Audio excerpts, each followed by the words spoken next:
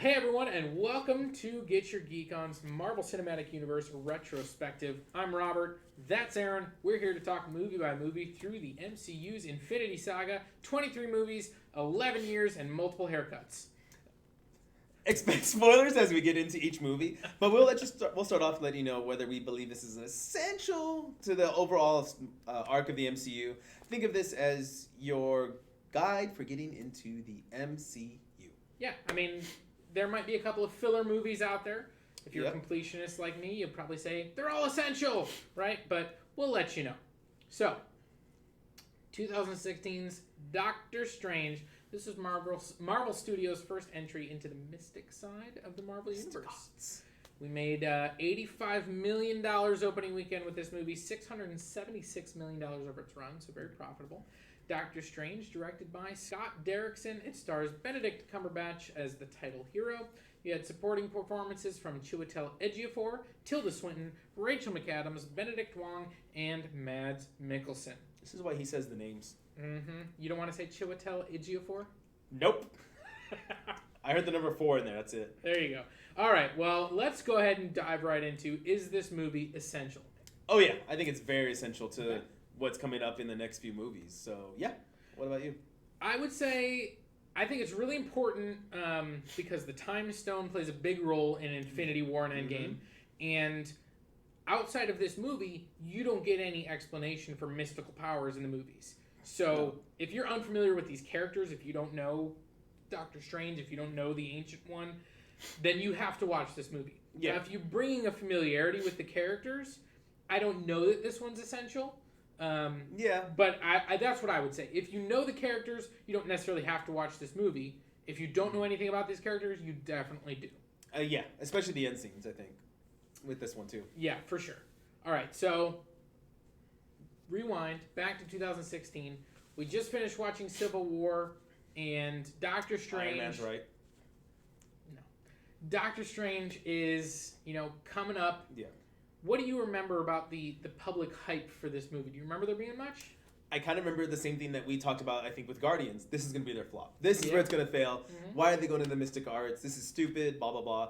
And again, not a lot of people knew Doctor Strange. Kind of like the Guardians. It was just hit or miss if you knew him. If you're a diehard comic fan, you knew of Doctor Strange because of what he played in like the Infinity Gauntlet and other major story arcs for the Marvel Universe. Yeah. So I was excited because, I also liked Benedict Cumberbatch in Sherlock Holmes. Yeah, so. I think people were excited for the cast. People really liked Benedict Cumberbatch. Mm-hmm. The people that knew Doctor Strange, I feel like were super excited for this movie. Yeah, I get that. People that didn't know much about Doctor Strange, there wasn't much excitement. So this is a pretty diverse cast. You've got Benedict Wong in here as well. So yeah, I was excited for the movie because it was Marvel, but I really didn't know anything about it, and I didn't know much about, the characters, the mystical arts, all of those things. I was a little bit skeptical of all of that. It was kind of like, okay, the MCU's been really grounded up to this point. Yes, we did get Guardians, but that's out in space. Yeah. Now we're talking like crazy mystical stuff happening here on Earth. How are they going to make this work? So I was a little bit skeptical myself. Yeah. You mentioned that you were excited. I know, as a big Spider-Man fan, Doctor Strange and Spider-Man have had a lot of interactions in the past. So is that where most of your knowledge of Doctor Strange came from, or? It actually came from, I believe, 2016. I can't remember which story arcs have come out by then. Like I said, I read a lot of comics, so a lot of my story arcs blend together. I really did like I liked him in the Infinity Gauntlet comics, so because he did play a major role in that one, and helping the superheroes actually fight Thanos in space and all that. Funny how his spells work too. But I also liked him as a Sorcerer Supreme. He did actually face off against Punisher a couple of times, and they've stood at opposite ends to the point where actually Punisher becomes the Sorcerer Supreme. So it was interesting to see him get weapons. And I've always been it's real weird. I've always been a fan of the mystic arts. So I've always loved any character who has magic. And Doctor Strange is one of the few ones. Besides, I think you have Voodoo. Dr. Voodoo, I believe, is one of the other big ones in there. You really don't have a lot of magic. Not like DC. DC has Constantine, Zatanna, etc. Sure. So I always have been, anything that's the magic related, I love reading. I'll pick them up.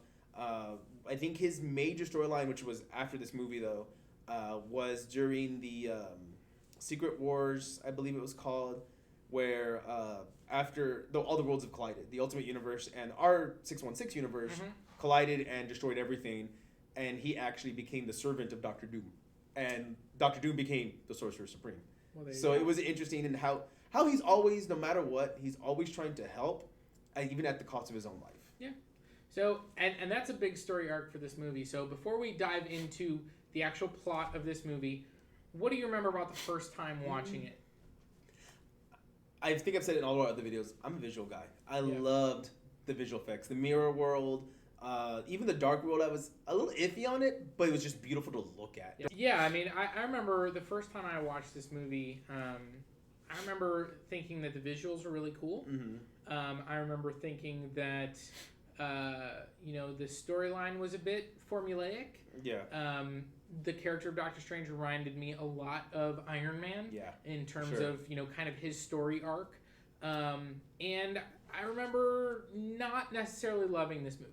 Like, I thought it was good. It was a good Marvel movie, but, at the point this came out, it was like, okay, this is definitely a step back from the recent movies that we've had, like Civil War or, the Avengers Age of Ultron, Guardians, Winter Soldier, like that. This one, for me, it kind of fell in that kind of like Ant-Man range, which was like, nah, it feels like a little bit of a letdown. So that's kind of what I remember about seeing it. But let's go ahead, dive into the plot, and then we will surface on the other side. Right? Yeah. All right, so Dr. Stephen Strange is a highly successful and very arrogant surgeon in New York. So he gets into a car accident, suffers extreme nerve damage in his hands, and he desperately is seeking a way to get his old life back. He ends up in Kathmandu and is taken to Kamartaj by Mordo, where he meets the Ancient One, who introduces him to alternate dimensions, speaks of a way to heal the body by healing the soul, right? So Doctor Strange begins to basically study what he sees as magic. He's still seeking a way to heal his body. That's why he's there. He's trying to get his old life back.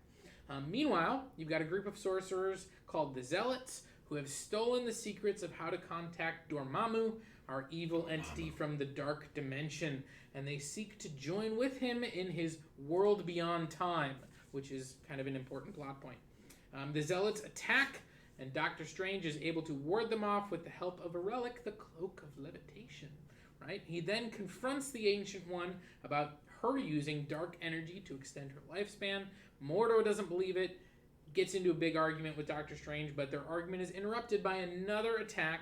This time, Doctor Strange decides to trap the Zealots in the mirror dimension, where he learns that their power is increased because of their connection to the dark dimension. They're more powerful there. And basically, he and Mordo are on the verge of being defeated, probably killed, when the Ancient One shows up and fights off the Zealots, but in doing so reveals that her power is also partially drawn from the dark dimension. Again, throwing that rift in there with Mordo. She's actually killed, and the Zealots escape. But as she's dying, she has one last lesson for Doctor Strange. Teaches him a little bit about, where his place in the universe is.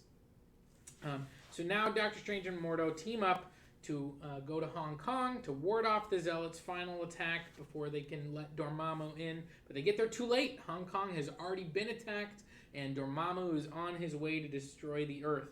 And so Doctor Strange uses the Eye of Agamotto to reverse time, and eventually he ends up confronting Dormammu, traps him in a time loop where he dies over and over and over and over again, but Dormammu can't escape, and so eventually they enter into a bargain with each other, where Dormammu will leave the Earth, take his Zealots with him, and never return, and Doctor Strange will release him from his time loop. So now that all happens, but Mordo feels betrayed by the Ancient One, and he leaves. Credits roll. We get a couple of post-credit scenes, including one with Thor, which is very cool, as well as Mordo kind of on his dark path, setting up a potential sequel. Yep. So, all right, there we go. That's the plot. So talk to me about this movie. What stands out? What are your favorite parts? What parts don't you like? All the visual effects. Every time they enter another dimension. I think my favorite one was when you first see it happen, when the Ancient One pushes him out of his astral body, and I'm sorry, pushes his astral form out of his body, Mm-hmm. and then we get to see him pass through all the different dimensions. Right. I think I remember my daughter was old enough to see it, so I took her, and the hands, the arms crawling all over him, that freaked her out. That's that freaks me out still. I don't like it. But it's still beautiful to look at to Yeah. me. I have to look at it because it's just one of those like, that's so cool how it all looks. So I think visually when you get those scenes, it looks amazing. Yeah. There are a couple of like I said, the Dark Dimension I didn't like that much, but it's very colorful. You know, they were able to use that palette really well. It's called the Dark Dimension. Yeah, that's why I think I didn't like it too much because I'm like, well, there's a lot of bright colors for the dark. Okay. Yeah. But I remember those were being really good. The fight scenes outside of that are kind of lackluster. There was a couple of good ones I liked. The Astro fight he has, but then it brings up questions now on this rewatch for me. Yeah, what I like when it comes to the fight scenes, I like the kind of end fight scene where they're fighting as time is reversing. That one was fun. That's a very cool fight scene, but like the training fight scene with him and Mordo looks really weird. Yeah.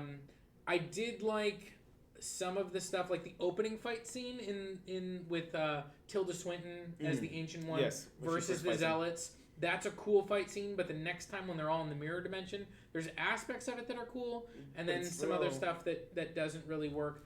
I remember I am not a 3D fan. I don't like movies in 3D. Yeah. I try not to go to see movies in 3D. Same. I remember seeing this movie for the first time. I didn't see it in 3D, but I could tell there were shots that were designed for 3D. Yeah. And so I decided to go back again and see it in 3D because I said I want to see it with those shots in 3D. Yeah. And I thought, being a guy that doesn't really like 3D, I thought it actually worked for this movie. Really? Some of those 3D shots were really cool, especially when they're in the mirror dimension, that second time, that big chase fight scene. There's some really cool moments with 3D in that. So if you ever got a chance to see this movie in 3D, it was pretty cool, even though I'm not a big 3D fan. As I mentioned, this story is very formulaic. It is. The first time I saw this movie, I really had a hard time connecting to the character of Doctor Strange. Same. He's such a jerk. And it was just like, it felt like they rushed some of the things. I think that's one of the things that Iron Man does really well, is you start off with him in the cave, you know, and you get kind of like that little short introduction of the attack, and then you get, you know, kind of, you go back in time, you get some of his arrogance, but you really spend the first half of the movie with him being broken and broken down. And for this movie, it was like he didn't get to that point where he was a redeemable character. Really almost until, I mean, like 75% of the way through the movie. Yeah, midway through the third act. It was tough. It was tough for me. And so I will say on this rewatch, having seen his arc in Infinity War and Endgame, I liked it better. Really? I did. Okay. So, what about you? I mean, I felt it was very much watching Iron Man with mystic powers. You know, and that's Stephen Strange. He was, like you said, he is an arrogant a-hole. Yeah. That's his character in the comics. That's, I know more than you, and I always know more than you, and I'm right, you're wrong. Sure. And they portrayed that really well. Don't get me wrong. They did that well. I loved how arrogant he was. How he pretty much just dissed every doctor in there except Christine. Right. That was the only one. And Palmer. That was the only one. Which, you know, this is another issue that I have with this movie, is I got through that entire plot summary and I didn't mention her once. Right. And that's not because she's not in the movie. It's because the role she plays in the movie is so minor. It is. Like, it's unimportant to what's happening. It's important to him personally, but in terms of what we're watching, that character, she shows up a few times and it doesn't really matter. And it was really disappointing. That's one part they did fail at, because they didn't lead. They obviously had a relationship and it ended. Right. And they didn't do any, like, throwbacks, like a few seconds of like, oh, how lovely they were together, and then maybe the crumbling of his arrogance finally destroying the relationship. You didn't build a bond with her at all. Right. So that's why, like, you could literally take her out and put her with any doctor and it fits perfectly. Yeah, they try to, like with the watch, or with that scene where after his accident where, you know, she's kind of trying to help him and he lashes out at her. Yeah. But yeah, I don't think they did a good job of that. And she's very quick to kind of forgive him and let him back into her life. Especially how she comments how arrogant he is and how terrible he is. But then she still wants to work with him. Oh, why don't you do this surgery with me? Because you could do this. And it's just like... He's the best doctor, so she wants the best care for her patients. I can buy that part. I guess so. The personal type of relationship really, it left me wanting. Yeah, they didn't do that right. I don't think they did her justice as an actress. She was good in her scenes. Sure. She just is still forgettable. Like, you can't really do much. But that's where I also have another problem with how they portray the astral world. Because he's, like you said, she sees him a couple times. He gets stabbed. He helps her. Right. But there's a scene there where you see the astral fight where he's fighting one of the Zeots. But time is moving normal. But then later, time's moving slower. How does that work? Like, you explained already that it seems like it moves at our normal pace. Right. But then all of a sudden when the Ancient One's dying, time is slowing down. I can see everything. It's like, how did that... You never explained that that's how it works to me. You even see the first time he falls over after being pushed out, Baron Mordo rushes over to catch him. Right. I said Baron, but he's not a Baron in this one, sorry. That's so right. He catches him, and it's like, well, time's going like normal. And you see him even reading while he's asleep. And it's like, time's not slowing down. Right. So why does it slow down for this moment? Are we trying to say because she's dying, but you don't really... They never really touch on that. And that did bother me a lot on the second rewatch. Like, the first rewatch, I never caught it. But now it's like, wait a minute, why is it going slow? It didn't go slower any other time. Because they needed to have that scene? He needed like you said, he needs to have that conversation to finally stop being an arrogant a-hole. And that's a really... it's actually a really cool scene that I really enjoy. Is that final conversation between the two of them. It's a good one. Where, she's talking about how this is the end. She's prevented countless, horrible futures, but they all end right here. She knows this is where she's going to die. And she's trying to, let him understand that the world is bigger than Dr. Stephen Strange. Exactly. The world, is so much larger. And yes, he could channel his energy to fix his hands. Yeah. And he could be a surgeon again. And, but he shouldn't. Mm-hmm. He has the capacity. And I think this is something that really resonated with me this time is she says to him, you have such a capacity for goodness. Mm. And I don't think I'd ever seen that until I saw his arc in Infinity War. And that was... Now I'm finally recognizing, yes, he's still the guy who thinks he knows everything, and he's... he and Tony clash a lot in that movie because they're both those alpha males that feel like they're always the smartest guy in the room. But he also is someone that truly cares about people. He cares about the universe. He cares about people. Yeah. And he's the guy that's willing to make the sacrifice. It's kind of interesting in the original Avengers. That's a line that gets sent to Tony. You're not the guy that's going to make the sacrifice play. And in this movie, that's literally how Doctor Strange wins. Yeah. And that's the next thing I wanted to talk about is the villain confrontation in this movie is extremely inventive. It's really nothing like anything we've seen before in a superhero movie, which is, he basically says, I can lose over and over and over and over again. I'll lose for eternity. To stop you. Because that means you won't win. Exactly. And I thought that was really cool even at the time, but on this rewatch, it really resonated even more because he does it again. He does. He does it again in Infinity War. He does the I'll lose so we can win. Yeah. And so it's a very cool. I think that now that I've seen, this is the first time I've watched this movie since Infinity War came out. Okay, same. And so having that, growing alongside that character, and I really liked him in Infinity War, helped me like this movie a lot more. Yeah, and I agree. I enjoyed that last part a lot more, and I like that our main villain fight scene isn't even a fight scene. It's just showing how he has, I guess, grown now. He's not that arrogant a-hole anymore. And again, it didn't feel rushed because again, it just took it took that one conversation maybe just to snap him out. Right. I don't know. I didn't get enough character growth from him. Right. But I liked it because it's not okay. I'm gonna go fight because I'm the Sorcerer Supreme now. No, it's like you said. I'm gonna lose. I'm gonna lose so I can. So you can't win. Right. And that's all it was. And I loved all the different ways he died and how they did all the graphics and the visualization. Yeah. And I was happy with that. And you could see, even though he doesn't really have a face, Dormammu, he has like eyes and a mouth, and that's kind of it. Yeah. You could still see that frustration on him. Oh, and I was like, Bravo, like with no eyebrows, nothing. It's like it's always hard to portray that on a non-humanoid character. I mean, he's Sure. still a little human, but it was so cool to see like, oh, I'm getting angry and frustrated. Why is this happening? And yeah. confusion and like all that stuff. Yeah, I definitely like that, and definitely the aspect of Mordo throughout, like his arc throughout the movie is really interesting too. I love his. Because we hint towards a dark past. That he says you have no idea the things that I've done.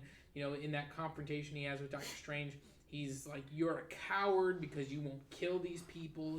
Like all of this stuff, and so you hint at that darkness within him, and he's also he keeps harping on the natural law. The bill comes due always. Like that's like he is someone who is so, and they mention it in the movie, he's rigid, he's inflexible. This is what he believes, and this is what he will continue to believe. And I thought it was really cool the way that they used him as a supporting character who is part of working alongside Doctor Strange. But then setting him up to basically be an antagonist in future movies, which is really revealed certainly by the end credit scene, but you can kind of see it coming throughout the movie. Yeah, and I liked it because in the comics he's actually served Dormammu a couple of times and helping him, and I liked it because he actually had character growth. Like he already started off like nice, but hey, I have a checkered past. I've done some stuff, I've done through things, and I don't mind doing it again because of who I am, and how loyal he is almost to a fault to the Fallen One until he realizes, oh, she's part of the dark path as well. And he, like you said, his mind. Yeah. Right. He doesn't understand, and what I love that line to Doctor Strange from the Fallen One when she's dying. The Ancient One. Ancient One, I'm sorry. The Ancient She does One. fall. She does fall. There is a Fallen One. Which, by the way, we just came off Civil War, and that impact of Rhodey hitting the ground. Yes. And this is like 5 months later, and we get that moment where she like crashes through the glass, and again it's another thump. It's like whatever was happening in 2016 with Marvel executives, they were just like throw them off. Just like push them down, let them fall from a height. How high can you make them fall? Ugh. Wait, what? Yeah. Just do it. All right. So that line. But yeah, the line where she tells him that. How does she put it? I can't remember the exact phrasing, but where she tells him that you kind of need to go that darker path. You need to break some rules to follow the rules. Right. Well, and she says to Doctor Strange, he needs your flexibility and you need his strength. Yeah. And certainly in that moment, they do. They need each other. Yeah. In order to win. As we move forward, Doctor Strange becomes super powerful. Yeah, he becomes the Sorcerer Supreme, and he doesn't really need him as much. But I like how that line, because it's true. There are all these heroes. If you really think about it and break them down, they all break the law to help enforce the law, no matter who they are. Sure. Iron Man thinks he can go stop everything, so he goes into war zones and does whatever he wants because he thinks Ultron. Yeah, creates Ultron.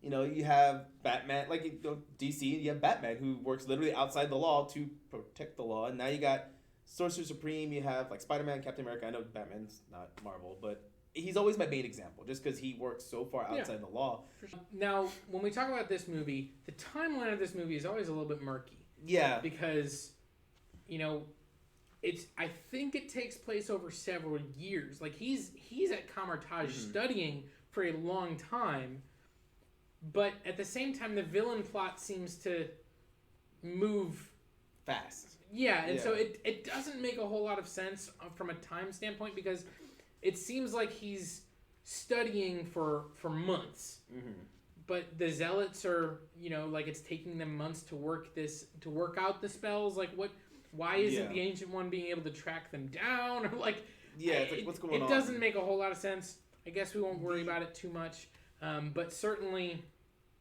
it does take place over a period of time, and so at the end of this movie, it is post Avengers. But it's actually post Civil War too, because of the line in the beginning of the movie. Which one? But they talk about Rhodey in the very beginning in the car scene. Well, there's speculation that that's Rhodey. They never confirm it? They do not confirm it. And actually, watching it this time, I thought, because they say a test pilot, I thought maybe it's the guy from Iron Man 2. Because remember at the opening of Iron Man 2 when the Hammer Industries guy. He gets jacked up. And so I was almost thinking, like, I wonder if it's I all the forgot way about back him. then. Because, again, like, the timeline of this, and by the next time we see him in Thor Ragnarok, he's like the Sorcerer Supreme. Yeah. But it's also another time jump. Exactly. So it's, I don't know. That's true. I don't know what didn't the think about timeline of this that. movie is.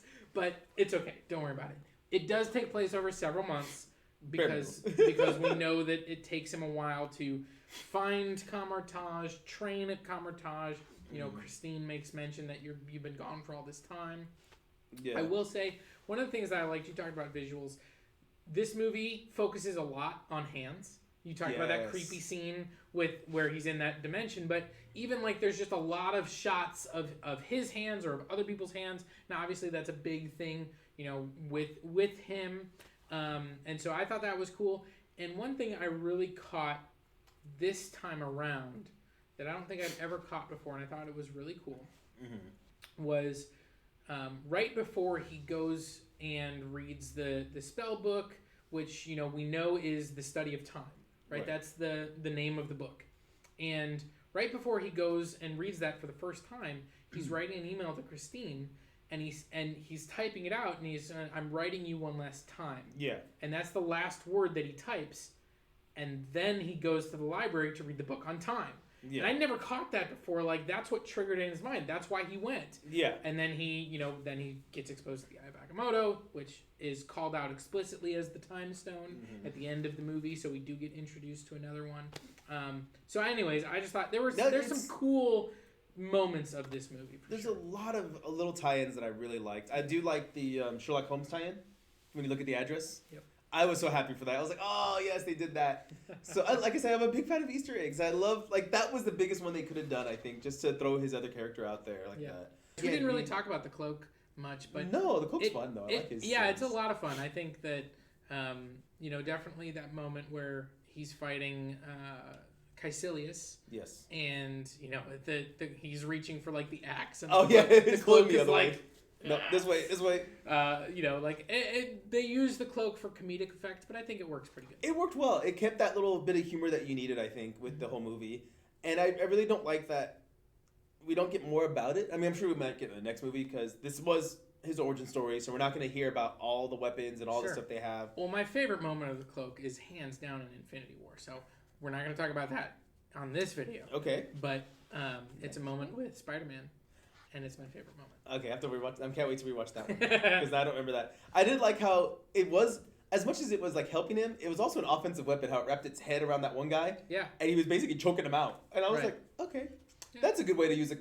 They made something so simple into something so good because in the comics, I can't remember the cape ever doing anything except helping him levitate. Sure. Which is like, you actually made something basic cool. Like, okay, I can live with that. But yeah, there was a little convenience. Like, I think we've said in other videos we've done, they have those convenient plot points. They have the convenience of everything. And I guess when you don't tell time, it throws me off because it's like, I need that time frame to say, okay, it took him this long to learn these spells because he's reading these books like in a heartbeat, it feels like. Well, and they do call out that he has like a photographic memory. So he's able to, he only has to read it once and then he remembers it. He knows it.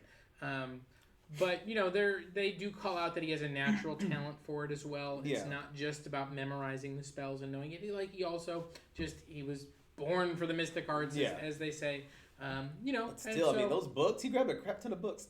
Although Beyonce was funny. We didn't do any of Wong's humor in that movie. It's true. But they also, I mean, I think that, you know, they show him reading in his astral form, you know, so, like, he's learning basically 24/7. That is true too. So yes, I agree with you, but I do think that they do enough to explain it plausibly. Do I wish they had done more? I do. I do too. But I understand, you know, they wanted to focus on you know, kind of the storyline with the Ancient One and certainly with Mordo and those pieces, which I wanted to see. I'm not sure what you could cut out of this movie to add some of those other things in. Yeah, it's going to be hard. And so, you know, we'll live with the movie we got. It's good. And I think it's a pretty good movie. We talk about the Infinity Saga as a whole. We know we get another stone in this one, the Time Stone, which is actually the final stone Ooh. that gets revealed until Infinity War, I believe, because we've gotten the Mind Stone, we've gotten the Power Stone at this point. We had the let's see what else. What was the test? Well, the Space Stone, that's the space one, right. And then this one is the Time Stone, and then and then the Reality Stone, which is in Thor: Dark World. So the last one we haven't gotten, which is the Soul Stone, which we don't get until Infinity War. Yeah. So this is the last one that's revealed before Thanos. And at this point, we had like 2 years of speculation about where's the Soul Stone going to show up, and everybody thought it was going to show up in Black Panther, and everybody thought it was going to show up in whatever next movie it was, and it didn't show up until Infinity War. So exactly threw some people off. But all right, final thoughts and overall rating for Doctor Strange. Final thoughts again. Beautiful to look at with those visual effects. I wish I would have seen it in 3D now that you said that, because I didn't get to watch it in 3D. It was cool. I really like the movie. And I guess I want to love it, but I couldn't connect enough to say, I love this movie, I hate this movie. Mm-hmm. And I felt like after this rewatch, I think it's something we've talked about with you in Star Wars in the most recent one, I feel right down the middle almost. Like, I like it and I hate it because, again, there were some things that threw me off. I'm very much, I need more info, like, how long did it take? I mean, because like you said, did it take months to do everything? Or since he can't speed read, if he did that for 7 days straight, well, not speed read, but he's reading 24/7, could this get done in 7 days and this is all it took? This was all done in a week? Like, where does it fall? Because, like, there's too many plot holes for me, again. And watching these movies again and watching them now. Too many plot holes, like too many sorcerers? Too many sorcerers. I kind of side with Mordo on that. I mean, I'm siding with those wrong Especially people. when you see the end of Endgame. There's a lot of sorcerers. It's like, well, he's right. There is a lot. But overall, I still like the movie. I still recommend it for anyone to watch, especially if you want to start getting into the mystic side of Marvel, essentially. Yeah. And I recommend go read his comics. They're really good. He has some good storylines, I really think. But I think my overall score, honestly, it's going to be a 6.5 because, like, I want to give it more. Sure. But again, I want to hold back because the visual effects is what gets me. Dormammu, the dark dimension, the mirror dimension, it all played out beautifully. It reminded me of Inception with the mirror dimension, even. Yeah, when it's folding in on itself, and like that's a cool shot, and that's part of that 3D stuff that was really cool.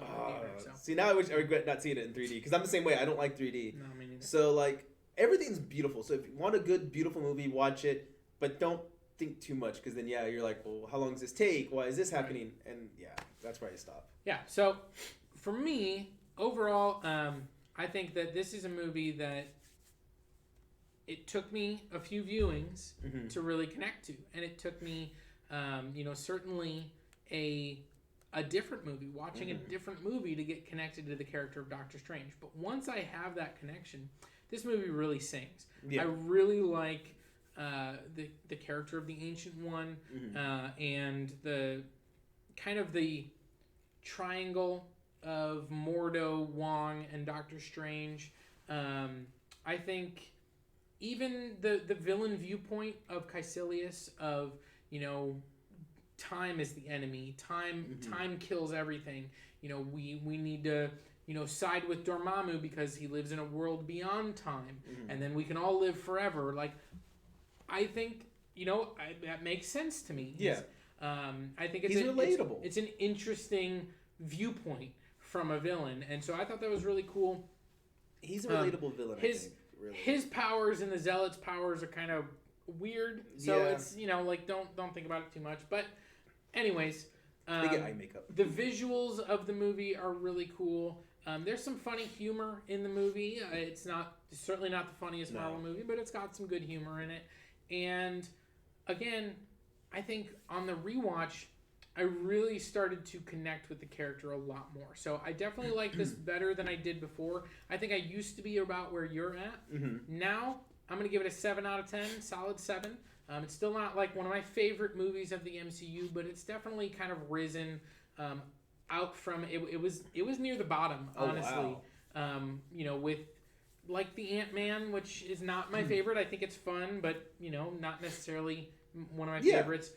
Down there with Iron Man 2 or Thor 2 or the Incredible Hulk, like still good movies, but you know, not there, yeah. they're not at the same quality level of a lot of the later stuff. And this movie, I think, kind of elevated beyond that for me this time, which I was surprised by. So let us know what you think. Like this video, comment, subscribe. Are we crazy? Is Doctor Strange the best movie of the MCU? Is it the worst movie of the MCU? Let us know down below. Next time out, we're going to be discussing Guardians of the Galaxy Volume 2. So tune in for that one, guys. Again, I'm Robert. That's Aaron. We are Get Your Geek On. And again, we want to know, what keeps you geeky?